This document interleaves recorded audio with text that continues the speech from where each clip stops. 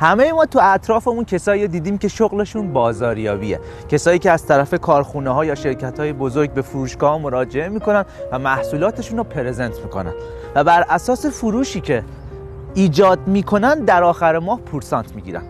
اما یه شرکت آمریکایی یه طرح خیلی جالبی رو برای بازاریاباش پیاده کرده و اون اینه که اونا به بازاریاباشون گفتن نه تنها اگه بیشترین فروش رو داشته باشین بیشترین پورسانت رو هم میگیرین، بلکه به ازای هر نهی که بشنوید و نتونید بفروشید هم پورسانت میگیرید.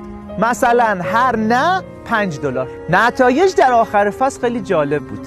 کسانی که بیشترین پورسانت فروش رو گرفته بودن دقیقاً همون کسایی بودن که بیشترین پورسانت شنیدن نه رو هم گرفته بودن.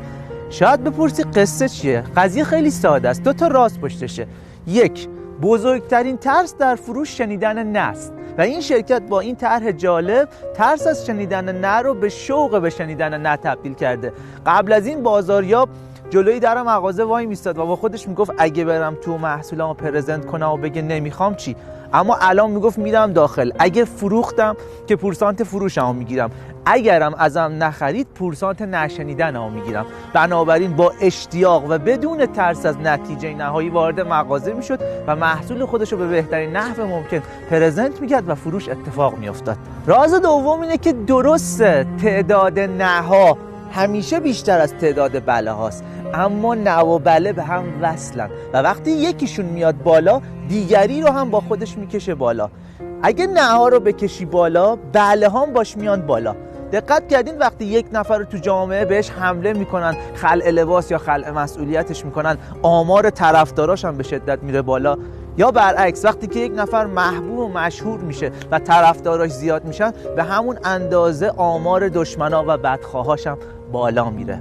پس اگه زندگی تو سطوح بالاتر رو میخوای تجربه کنی با نشنیدن رفیق شو. سوال: چه کار کنم که نشنیدن اذیتم نکنه؟ با 3 تا راهکار. 1. نه رو به خودتون نگیرین. نه رو به خودتون نگیرین. بارها شده که رفتین بوتیک تا شلوار رو بخرین، صاحب بوتیک 7 تا شلوار رو میچینه روی میز و شما نگاه میکنید میبینین هیچ کدوم رو نپسندیدین و میگین هیچ کدوم رو نمیخوام. صاحب بوتیک این صحنه رو تا شب 100 بار دیگه میبینه. پس چرا از شنیدن این همه نه افسردگی نمیگیره؟ چون اون میدونه شما به شخصیت اون نه نگفتین، بلکه به پیشنهاد لباسایی که به شما داده نگفتین و اینو خوب میدونه که ممکنه این پیشنهاد برای نفر بعدی خیلی هم جذاب باشه. 2.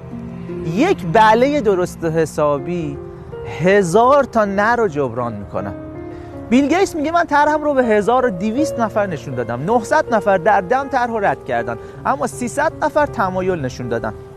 از اون 300 نفر 85 نفر نظر مثبتی روی طرح داشتن و از اون 85 نفر فقط 30 تاشون طرح جدی گرفتن. از اون 30 نفر 11 نفر سرمایه گذاری کردن و اون 11 نفر منو مولتی میلیاردر کردن.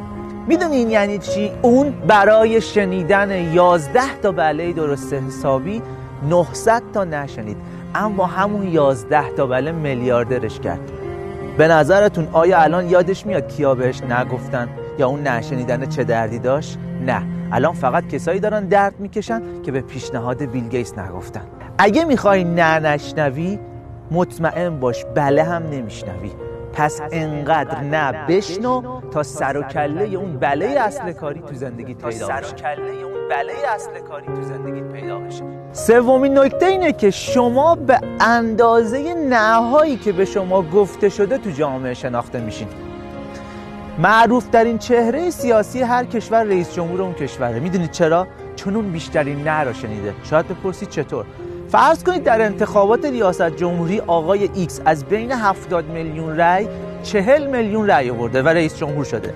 این یعنی 30 میلیون آدم به اون شخص گفتن نه، ما تو رو نمیخوایم، از تو بدمون میاد. به خاطر همینه که ما رئیس جمهور اغلب کشورها رو میشناسیم اما اعضای کابینه یا مجلس سناشون رو نه، چون رئیس جمهورشون بیشترین نه رو شنیده.